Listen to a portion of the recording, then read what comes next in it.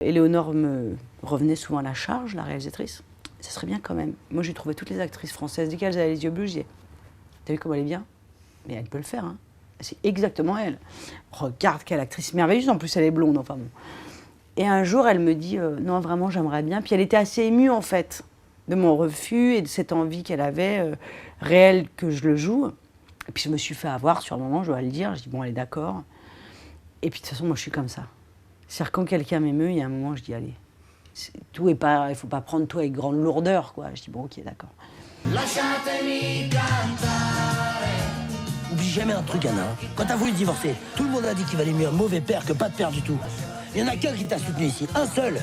Ça, j'ai mis longtemps à l'oublier. J'ai pas voulu vous en parler pour pas vous perturber, mais... Quand je suis arrivée sur le plateau, elle s'était vraiment bien emparée déjà, j'avais lu au scénar, de l'histoire, elle en a fait la sienne, mais elle s'était aussi emparée du personnage.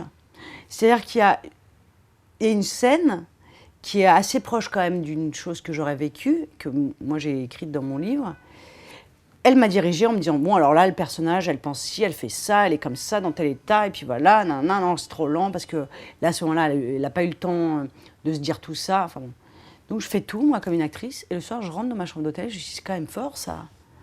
Elle vient de me diriger dans une scène que j'aurais a priori vécue, le personnage serait a priori moi, et elle me prête des sentiments qui sont absolument à l'opposé de ce que j'aurais eu. Et je dis, si avec ça, je ne deviens pas folle, c'est que je suis balèze. J'étais une gamine qui regardait les choses en disant, c'est hyper bizarre, entre ce qu'on me dit et ce que j'ai envie de faire, il y a une distorsion. Mais aujourd'hui, je suis toujours pareil. Entre ce qu'on me dit qu'il serait bien de faire et ce que moi je sens qui est bon pour moi, il y a une distorsion.